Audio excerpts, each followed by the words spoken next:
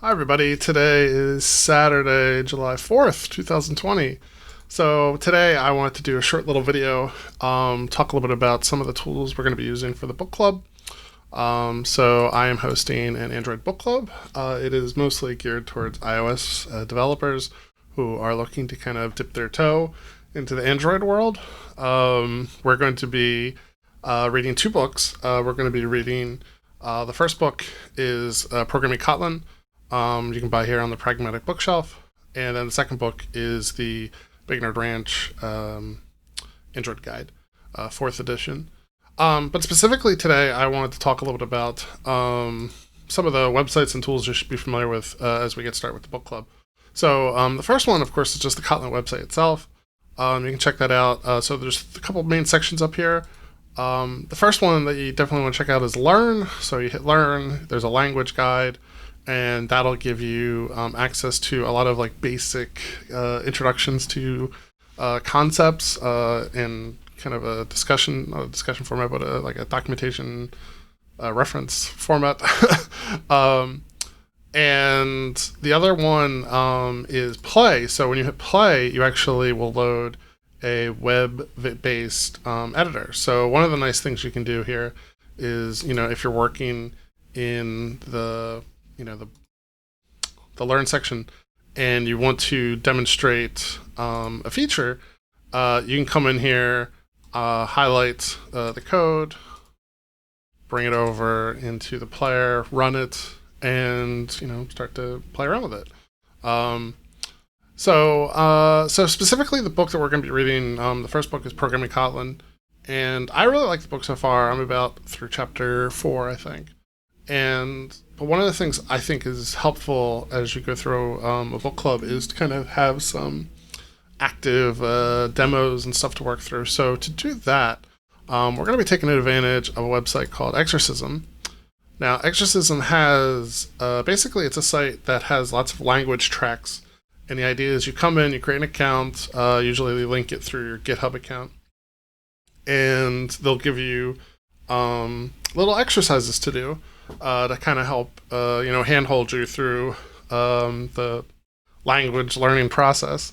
The really nice thing about Exorcism, though, I think is, well, one, its tool set is just generally good. So you can come in and you can pick a track. This is the Hello World, and you run a command line app. So to install Exorcism, if you're on Macintosh, you can use Homebrew. There's other instructions for other platforms, but you can use Homebrew on Mac. Brew install Exorcism, and then you can run the version. And what'll happen is when you're in a track like Hello World here, you'll be given instructions on how to download the exercise. And so what this will do is this will create a folder for you. Here, I have it right here in a terminal. So this is inside of your home folder. There's an Exorcism folder, and then inside of that there'll be a Kotlin folder, and then you'll have all of the different exercises. So let me go into Hello World and just show you a little bit of what it looks like in the folder structure.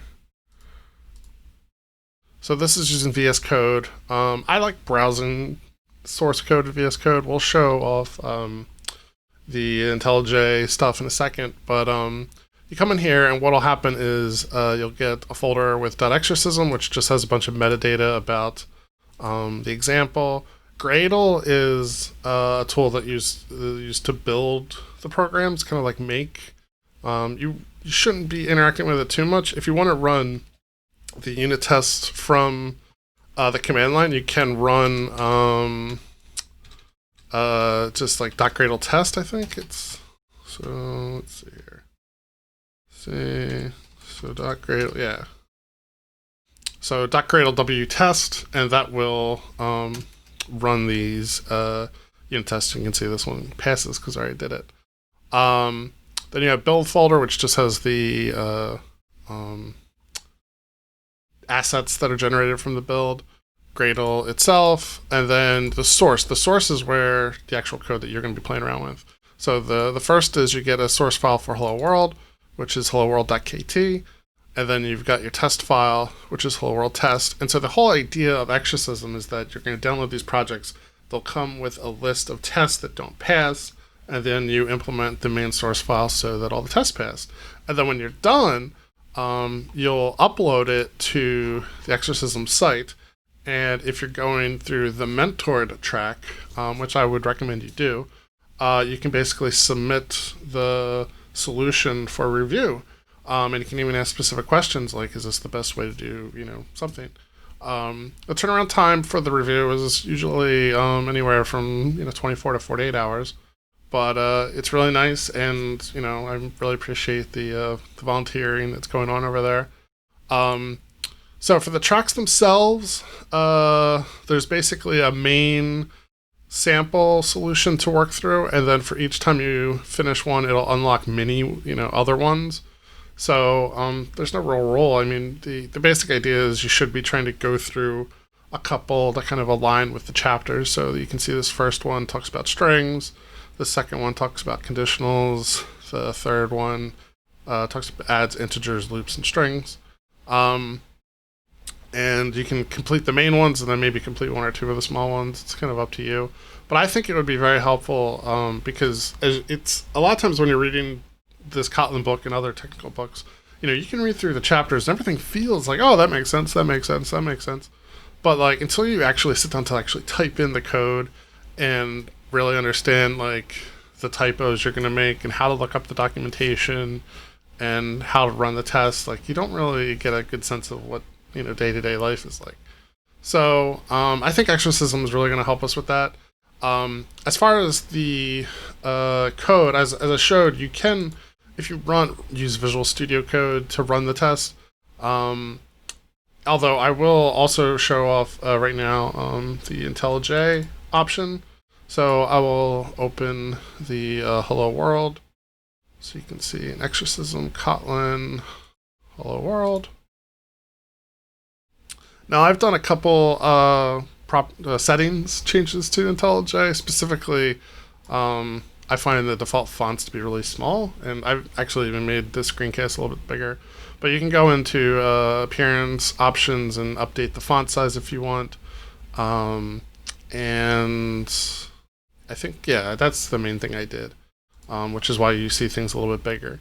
So again, you've got the folder structure over there. So we've got our Hello World main Kotlin file, and then the Hello World test file.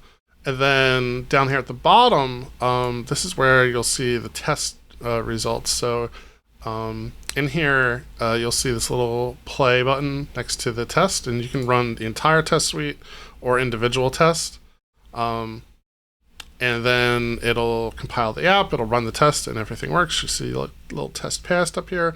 You want to look for this, you want to look for the green check mark over here, the green check mark over here. This will say test pass 1 of 1, so if you see 1 of 7, 2 of 7, as you kind of work through things. I think the real main advantage, though, of using the IDE, in addition to just like it's kind of got good defaults for just formatting the code and giving you hints and stuff like that, is the debugger. So let's say x equals 5 or 5. You can set breakpoints, which I think is very helpful. So if you set a breakpoint there and then you hit debug test, it'll run the debugger and then pause on the line, and then you can kind of inspect what variables are. So you can see this x is 5. You can see that this reference pointing to the class Hello World test, and so forth and so on. But this is IntelliJ. You can download that from the JetBrains. You're going to want the community edition because that's like the open source one. This is version 2020.1. So I mean, the idea here is that we're going to be reading through programming Kotlin from the Pragmatic Programmer. And then alongside that, you're going to be using Exorcism and executing some of the sample solutions. And we're going to be meeting every Monday. So the first meeting is actually this Monday, July 6th, which is mostly just a social introductions, helping make sure everybody has the tools, can run Hello World and so forth. And then the first official week will be July 13th. We'll be reviewing chapters 1 through 4. if you're seeing this after July 13th or whatever, and you still want to join us, definitely get in touch. It's kind of a small club right now, so there's definitely room for more people. And it's pretty easy to kind of catch up because Kotlin itself is not a terribly complex language to learn if you're familiar with Swift and I've done programming for a little while. If you're brand new to programming, you'll definitely have a little bit of an uphill battle, but I think that's the truth with any learning language. But this is a book club mostly geared towards iOS developers. I think there's a good opportunity to have our experiences on iOS impact the conversations in this book club, so we're going to give that a shot.